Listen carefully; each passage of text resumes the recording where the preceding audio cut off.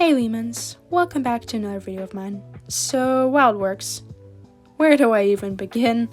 I wanted to make a video about WildWorks and their downfall as a company, the many wrongdoings they've made during the years, the terrible things they've done to their video games, the terrible things they've done to the players in those games. I made a video about the downfall of Animal Jam a while back, as for its losing its popularity each and every day, but then I realized that WildWorks has also hit a huge downfall and decline, and it is still reaching that low point each and every day.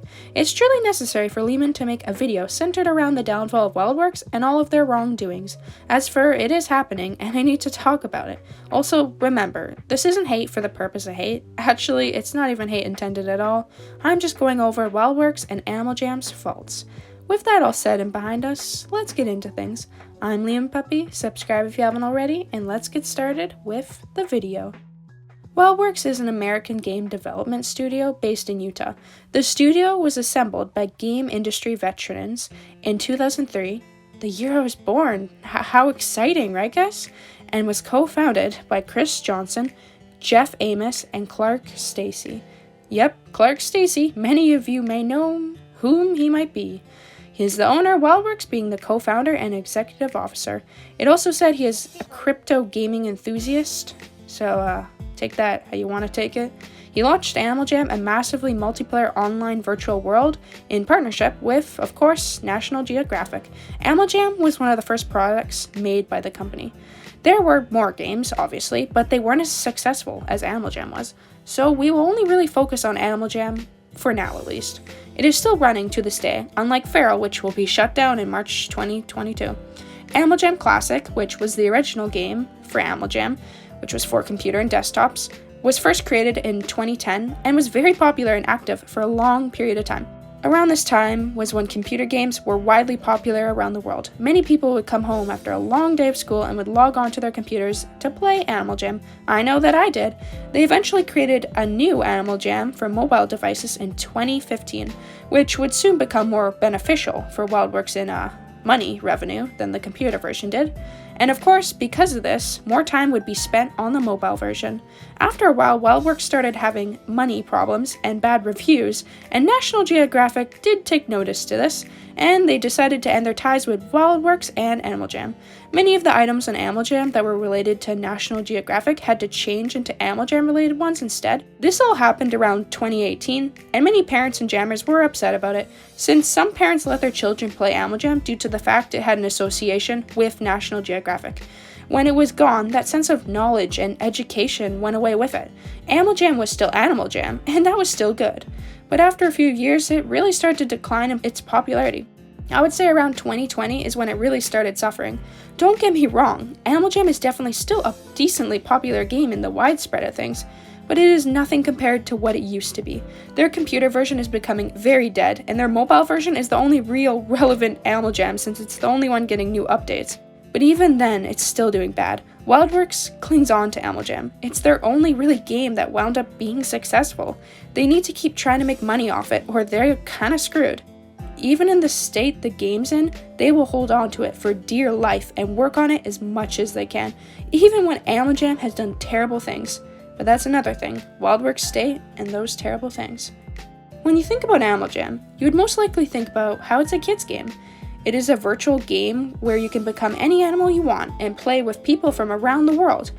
You could play mini-games and get gems and sapphires to buy clothing and den items. You can type on the game to talk with your friends and other players. It sounds harmless by first hearing, but what you don't know is the wrongdoings the game has made. WildWorks, the company that is supposed to be in charge of Animal Jam, has done many bad things. And some of those bad things can be kinda ironic since they did nothing when a problem occurred. And that's exactly the bad thing that they ended up doing. Stay with me here. One of the biggest issues Animal Jam had within the game was, unfortunately, the groomers, pedos, whatever you want to call them. I don't really like using the names that much, so I won't be going to from now on. They are just nasty older players who would use the game to their advantage to prey on younger children and teens. These people were on Animal Jam. They clearly were doing gross things on the game, and the Animal Jam community had usernames of these jammers who were the nasty older players doing these things. We all tried to tell Animal Jam about them so they could take initiative and ban them in their accounts forever. But that's where things kind of get upsetting. Animal Jam, WildWorks, did nothing to help this issue. They could ban these bad older players. but they didn't. They did not do anything to help at all. Jammers were outraged at WildWorks and Clark Stacy for this, and honestly, fair enough. It was kind of terrible that they did absolutely nothing to sort out this disgusting issue going on in their own game. A game that was meant for children and told its parents that it was a safe place. Well, it clearly wasn't. It was not a safe place. I've actually already made a video on this issue, more in depth, so I won't talk about it for too much longer. If you hadn't seen that video already and are interested, I'd definitely go watch it after this one. Next issue in Animal Jam was the data breach. So if you don't already know, WildWorks has gone through a data breach on their game, Animal Jam. Apparently a hacker stole 46 million Animal Jam accounts with all their information, though there is word out there that it was actually a game developer from WildWorks that leaked the Animal Jam accounts. Again, not exactly sure which is true out of the two of these, but that's for you guys to decide. This caused a lot of fear for jammers and parents that created Animal Jam accounts. WildWorks basically said sorry about it happening and then told us that we needed to change our emails and passwords that we used for Animal Jam, which, by the way, super annoying. I didn't want to change all my information. And I know many other people that didn't really appreciate having to change it either. I almost just decided not to, but in the end I'm pretty sure they forced everyone to change it, and thus I changed mine too.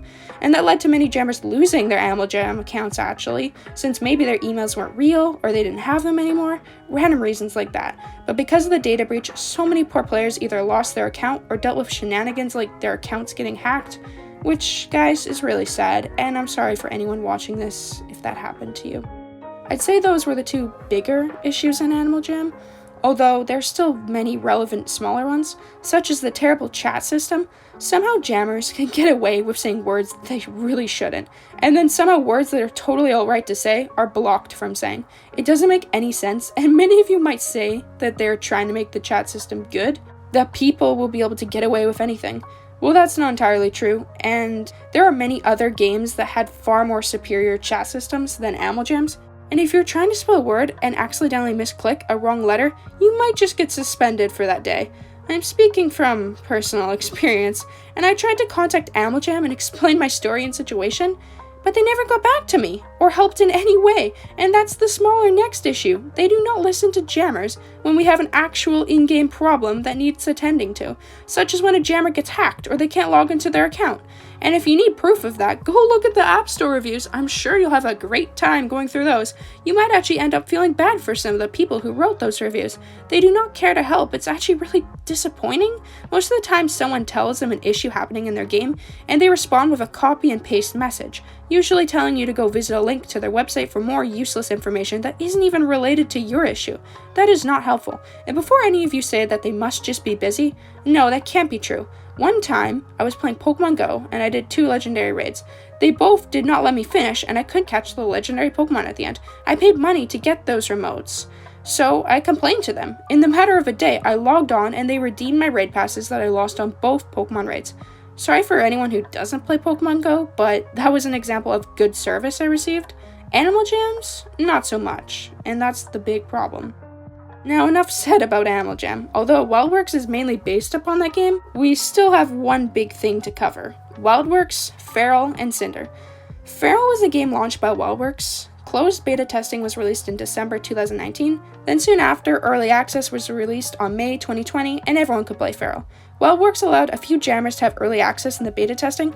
I was, never one of those people. I wonder why. Anyways, those people were making videos and posts on the game, and it looked good, just in stage of development. Feral needed to work on the game a bit more to make it polished and completed. We assumed that this would happen over time, especially when the game was released for the public. But it didn't happen. WildWorks did not work on Feral in any way to enhance the game. They added mythical animals to the game, some clothing items here and there, but nothing to improve the video game quality. It was out for around 2-ish years and had little to no improvement. That is disappointing. But it gets worse. Now we enter Cinder. WildWorks decided to create a game based upon the crypto gaming metaverse powered by Solana blockchain. The game was to be called Cinder.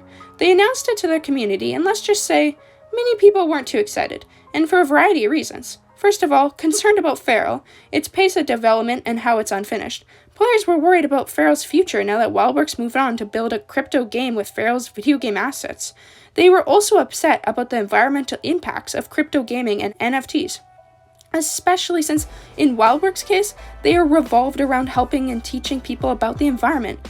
Clark Stacy recently shared his own opinion on the matter. Stacy addresses the concern and talked about how he felt on cryptocurrencies.